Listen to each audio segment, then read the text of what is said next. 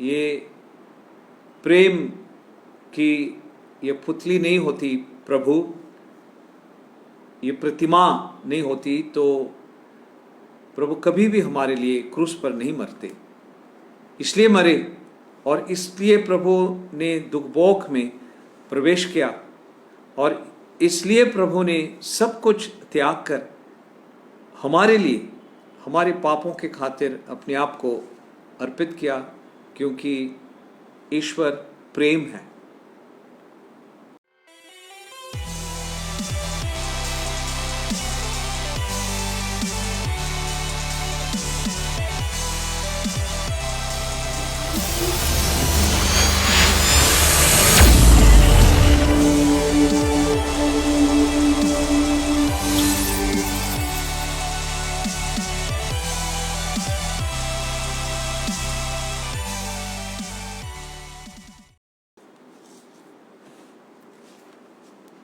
क्रिस्त में मेरे प्यारे भाई और बहनों, आज हम ये बहुत ही प्रिय जो हमारे लिए महोत्सव है, ये महोत्सव हम मनाते हैं जिसका नाम है पवित्रतम प्रभु यीशु क्रिस्त के हृदय का त्योहार, the feast of the most sacred heart of Jesus. ये स्थापित हुआ जब स्वयं प्रभु ने 17वीं शताब्दी में मार्गरेट मेरी अलकॉक इस सिस्टर को, इस महिला को प्रभु ने दर्शन देकर कहा कि जो पाप हो रहे हैं मेरे खिलाफ, मेरे प्यार के खिलाफ, उसके लिए प्रायश्चित करना है। सब लोगों ने, पूरे मानव जाति ने, हर एक पाप जो हम करते हैं वो ईश्वर के प्यार के खिलाफ है। कोई भी पाप हो जो हमने किया है, क्योंकि हमें प्रभु यीशु क्रिस्त के द्वारा पिता का प्रेम हमको मिला है, अथाह प्रेम, अत्यंत प्रेम, असीमित प्रेम जिसकी कोई सीमा नहीं है, था नहीं ले सकते हैं। यह है जो हमको मिला है प्रभु यीशु क्रिस्त के द्वारा। प्रभु ने हमारे पाप क्षमा कर दिए, अपने आप को क्रूस पर अर्पित करते हुए बलिदान स्वरूप अपने आप को ईश्वर को समर्पित करते हुए और अपने खून की आखिरी बूंद भी हमारे लिए बहाते हुए और आखिरी सांस अपने जीवन की हमारे लिए। अगर प्रभु के दिल में प्यार नहीं होता तो ये करने की कोई ज़रूरत नहीं थी।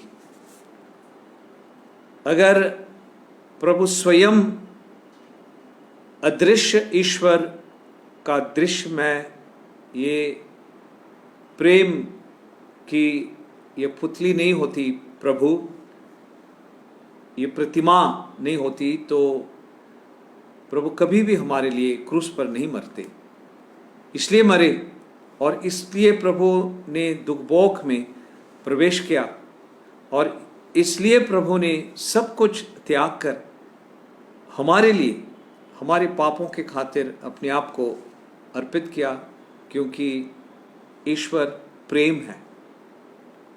और ईश्वर ने संसार को इतना प्यार किया कि अपने इकलौते पुत्र को हमारे लिए अर्पित किया, ताकि हमारा विनाश न हो जाए लेकिन हमारा तारण हो जाए, हम बच जाए पाप से और शैतान के चंगुल से हम बच जाए, शैतान के फंदों से हमको छुटकारा मिले।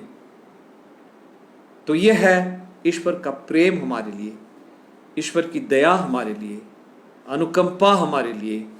और हम देखते हैं कि कभी भी प्रभु यीशु क्रिस्त ने कोई भी पापी को मना नहीं किया, वापस नहीं भेजा, जो भी पापी आया प्रभु के करीब और कहा, हे प्रभु मेरे पाप क्षमा कर दीजिए, और प्रभु ने उस व्यक्ति का दिल देखा, टूटा हुआ दिल देखा, प्रभु ने तुरंत ये भी नहीं पूछा कि कितने पाप किए हैं, कहाँ किए, कैसे हुए, कोई भी ये पूछताछ नहीं किया। ना करते हुए प्रभु ने कहा, तुम्हारे पाप क्षमा हो गए हैं, तुम्हारे विश्वास के खातिर तुम्हारे पाप क्षमा हो गए हैं, जाओ शांति में जाओ।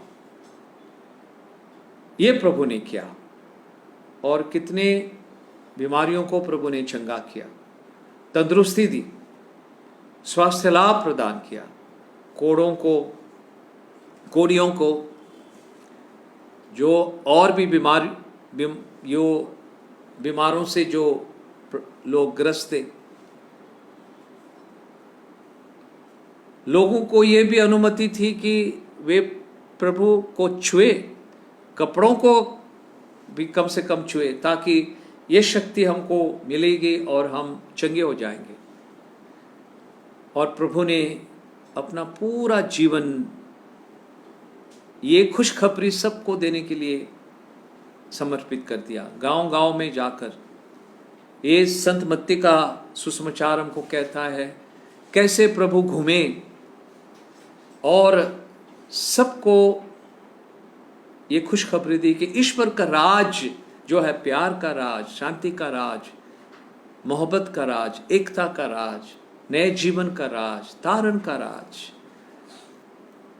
इंसानियत का राज, मानवता का राज आ गया है, कृपा का राज, ईश्वर के अनुग्रह की घड़ी आ गई है।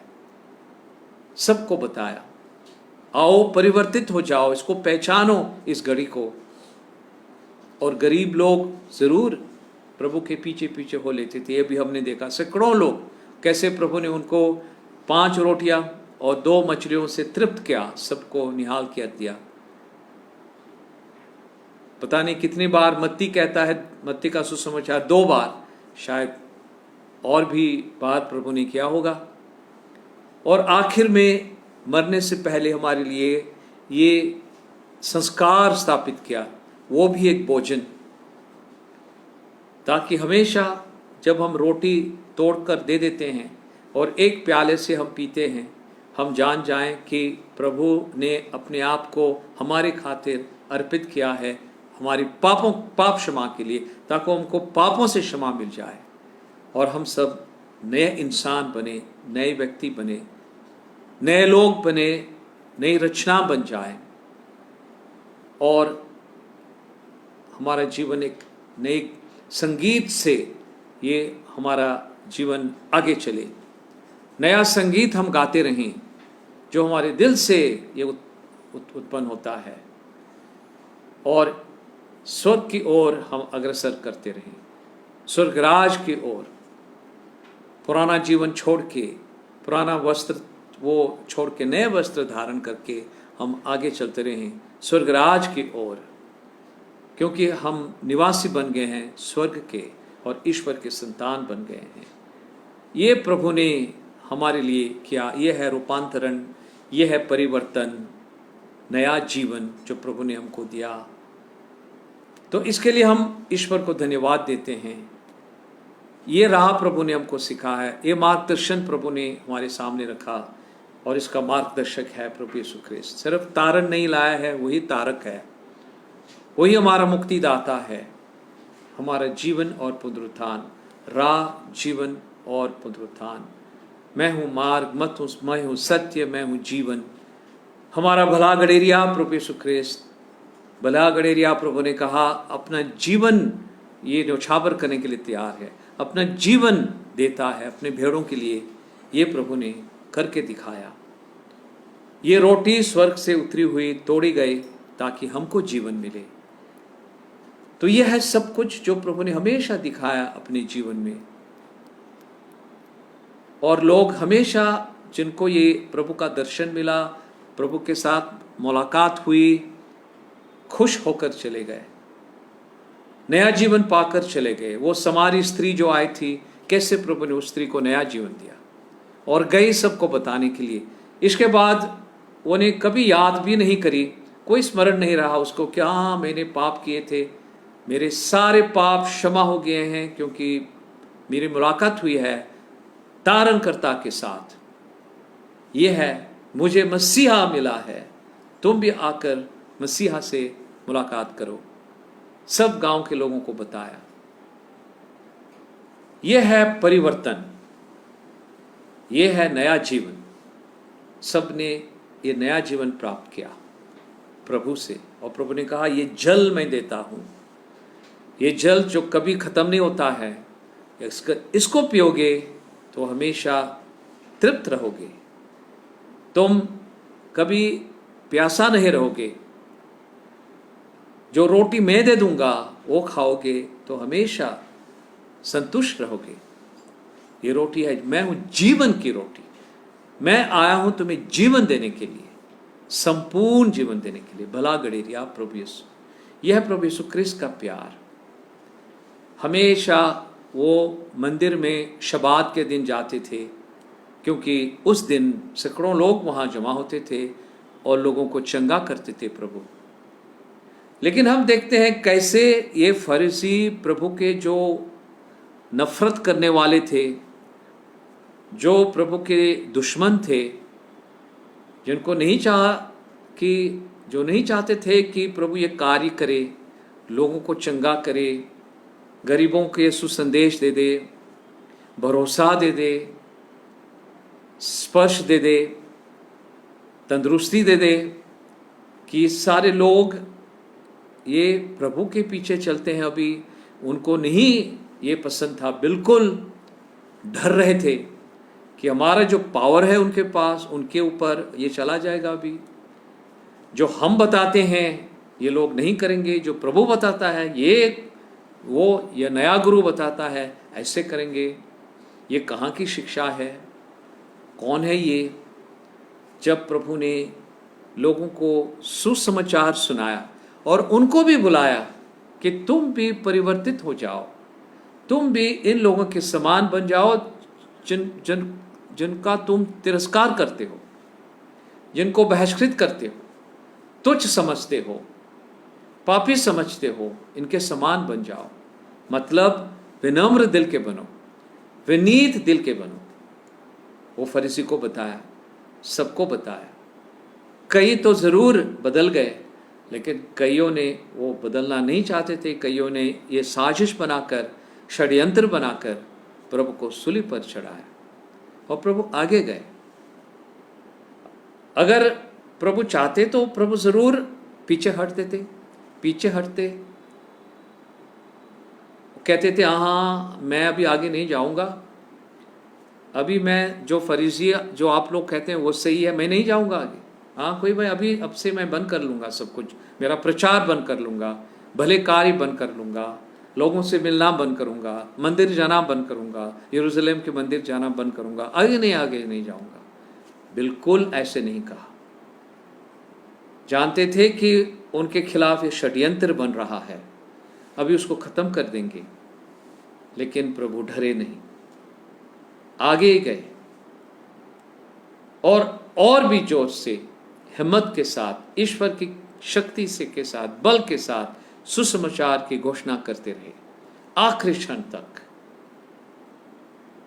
आखिरी क्षण तक प्रभु ने ये सुसमाचार सुनाया, दृष्टांत सुनाए। मत्ती के सुसमाचार में हम देखते हैं जो प्रभु के ये दृष्टांत हैं, सबसे महत्वपूर्ण वो आखिरी प्रभु के दिनों में है, मरने से पहले यरूशलेम।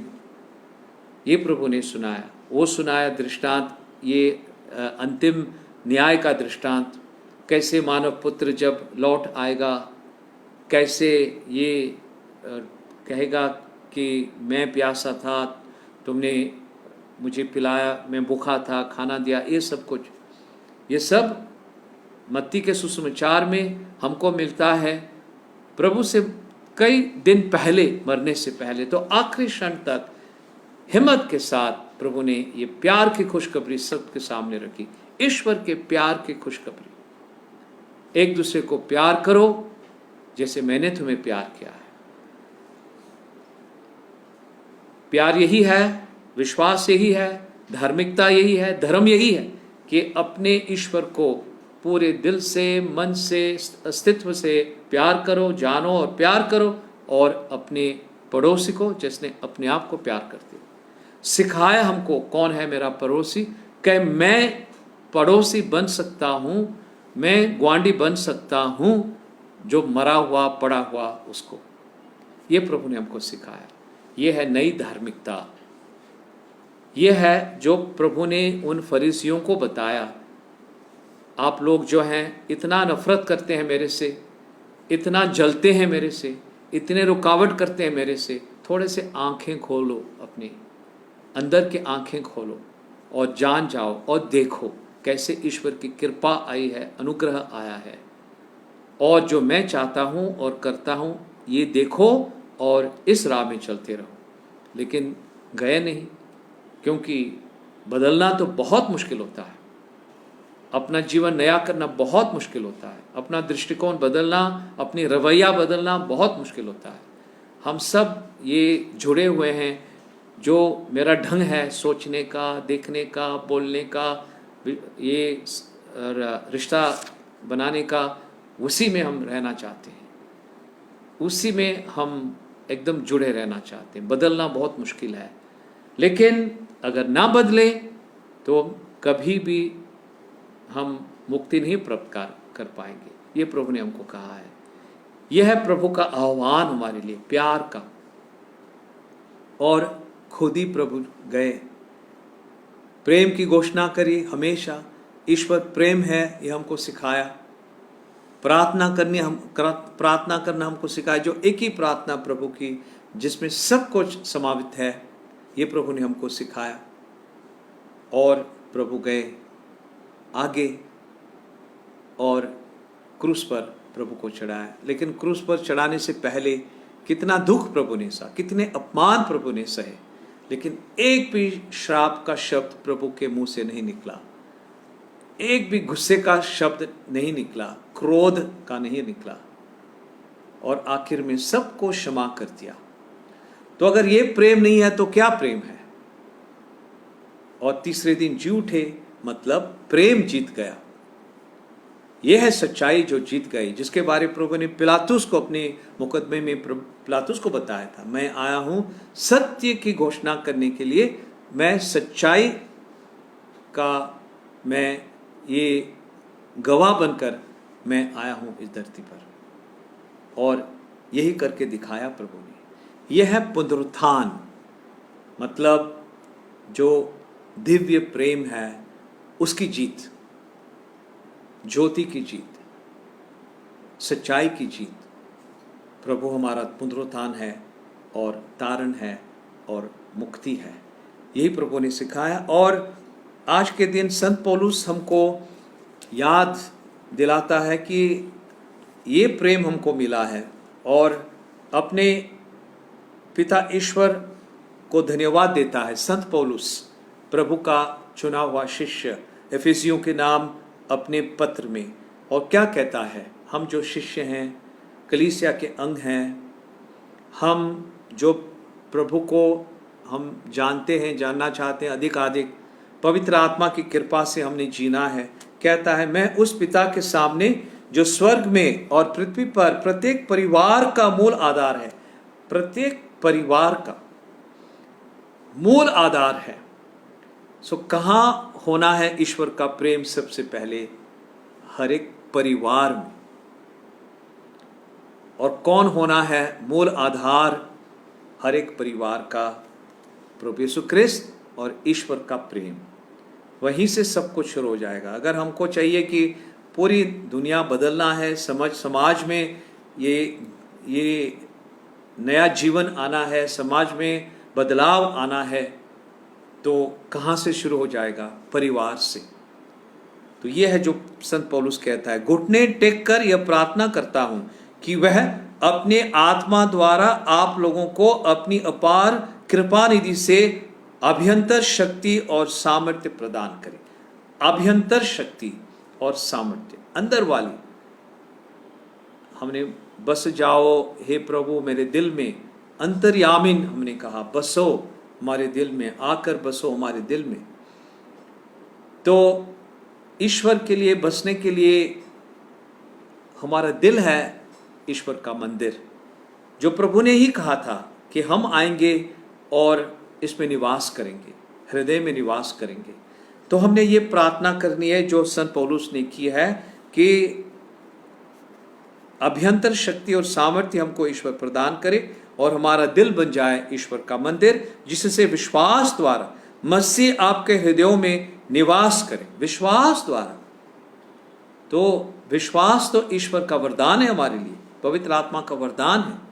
और विश्वास अगर जब हमारा ये पक्का है और सुदृढ़ है, और भी हम प्रार्थना करते हैं कि सुदृढ़ हो जाए, तो मसीह हमारे दिलों में निवास करेगा हमेशा, और हम प्रभु यीशु क्रिस्त के उपस्थिति हम महसूस करेंगे, उनकी मौजूदगी हम महसूस करेंगे कि हमारे दिल में प्रभु वहाँ विद्यमान है, प्रभु है वहाँ पे, हम महसूस करेंगे। प्रेम में आपकी जड़ें गहरी हों। जब प्रभु हमारे दिलों में निवास करता है, मूल आधार है हमारे परिवार का, व्यक्तिगत रूप से और सामूहिक रूप से, और अभ्यंतर शक्ति और सामर्थ्य हमको मिला है, तो जरूर प्रेम में हमारी जड़ें गहरी हो जाएंगी अधिक।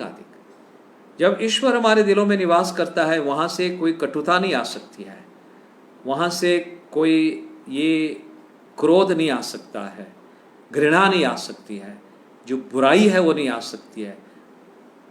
बुराई आएगी जहाँ जिसका जो स्रोत है वो बुरा हो गया है, लेकिन अगर वो प्रेम में है, ईश्वर वहाँ निवास करता है, तो जहाँ जो निकलेगा वहाँ से, जो बहेगा वहाँ से, वो भी जरूर प्रेम ही होगा। तो यह है जो प्रार्थना संत पौलुस प्रार्थना करता है, प्रेम में आपकी जड़ें गहरी हों और नींव सुदृढ़ हो। तो ये शब्द हमेशा हमारे दिलों में हम रखें कि हे पिता, हे प्रभु, प्रेम में हमारी जड़ें हमारी हमेशा गहरी बना दो प्रभु, और हमारी नींव सुदृढ़ हो, तुझ में हमारी नींव सुदृढ़ हो। इस तरह आप लोग अन्य सभी संतों के साथ मसीह के प्रेम की लंबाई, चौड़ाई, ऊंचाई और गहराई समझ सकेंगे। कितने ये शब्द हैं, कितने मीठे शब्द हैं। सब संतों के साथ, मतलब सब लोगों के साथ जिन्होंने प्रभु को पहचाना है, प्रभु के शिष्य हैं, जो हमारे साथ, जो हमारे आगे भी चले गए हैं स्वर्गराज में, जो इस धरती पर भी हैं, सब संतों के साथ क्या कौन सा ज्ञान आपको मिले। आप लोग अन्य सभी संतों के साथ मसीह के प्रेम की लंबाई, चौड़ाई, ऊंचाई और गहराई आप समझ सकें। इसके लिए हमने जरूर प्रार्थना करनी है। आप लोगों को उनके प्रेम का ज्ञान प्राप्त होगा, यद्यपि वह ज्ञान से परे है। यद्यपि प्रभु ज्ञान से परे हैं, हमारे ज्ञान से तो परे हैं, लेकिन विश्वास के साथ, विश्वास के द्वारा हमको ये ज्ञान प्राप्त होगा प्रभु का। विश्वास का क्या मतलब है? विश्वास का मतलब है प्रभु के साथ रिश्ता। विश्वास का मतलब है प्रभु के साथ सिलसिला, प्रभु के साथ संबंध, प्रभु के साथ हम जुड़े हुए हैं, ये जुड़ाव है, ये संयुक्ति प्रभु के साथ, यह है विश्वास। और अगर ये होगा तब हम जान जाएंगे ईश्वर के मसीह के प्रेम की लंबाई, चौड़ाई, ऊंचाई और गहराई। कितने ये अच्छे शब्द हैं। इस प्रकार आप लोग ईश्वर की पूर्णता तक पहुंचकर, कौन पहुंच सकता है ईश्वर की पूर्णता तक? लेकिन पहुंच सकते हैं, ये ईश्वर का वरदान है हमारे लिए। ये सब जो संत पौलुस ने हमको बताया है, ईश्वर की पूर्णता तक पहुंचकर स्वयं परिपूर्ण हो जाएंगे। हो सकता है, जरूर हो सकता है। हम जो इतने कमज़ोर लोग हैं, नाचीज़ हैं, आज हैं जैसी घास है, कल ख़त्म हो जाएंगे। हम ईश्वर की पूर्णता तक पहुंच सकते हैं और स्वयं परिपूर्ण हो सकते हैं, ज़रूर हो सकते हैं। ये संत पौलुस ने हमको बताया है।